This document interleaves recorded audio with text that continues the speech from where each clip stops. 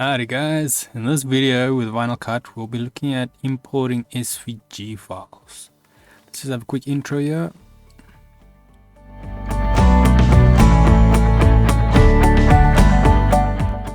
So today's video and more videos like this can be found on softwaretraining.co.za. We do cover quite a variety of different softwares and we upload videos daily, so just keep an eye there for any new content.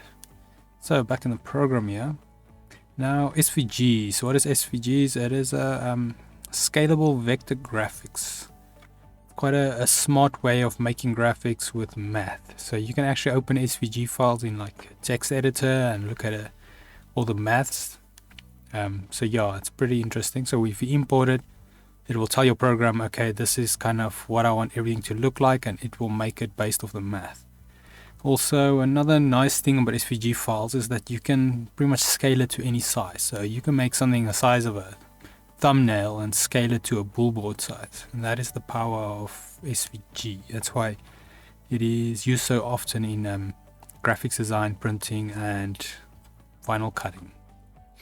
Anyway, so let's just quickly remove this. So now to import it, we'll head to the import button, which is on top here. Then from the file types that we can import, you will see there's quite a variety of different ones, but for now we'll just be covering SVG and SVGZ, or just SVG actually. So then you want to navigate your SVG file that you've downloaded or made, select it, and you click import. Now here we've got our little smiley face. Now, when it comes to DPI of a file, you're never really sure what the original DPI was. So let's say the designer exported it at a certain DPI. It's quite hard to find out what it was to make sure your scale is the same. But what you can do is, let's say you do know that he's used the program, let's say Photoshop, Illustrator, Adobe Illustrator, or InkScape, or something like that. Then that will help a lot, because then you can just go on top here to edit, and then you go down to preferences, and then you're under general, we'll find the SVG DPI. Now if it's used to Adobe Illustrator, you can just select it from the drop down menu. Otherwise you can look what else we have here. We've got InkScape, Corel Draw, and then the Corel Draw at 300 DPI. In general, like InkScape or Adobe Illustrator is a nice default setting.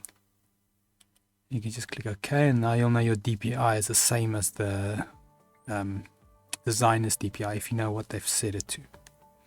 Otherwise, yeah, that is importing SVG files in VinylCut 5. We just head to the website here. If you go to softwaretraining.co.za, you can find this video, and as you can see, quite a few more other videos as well, and we do cover a number of different softwares. We have a search option here on the top right, and also if you do not find what you're looking for, just request a training video, and then we will make that for you. Otherwise, thanks guys for watching, and cheers.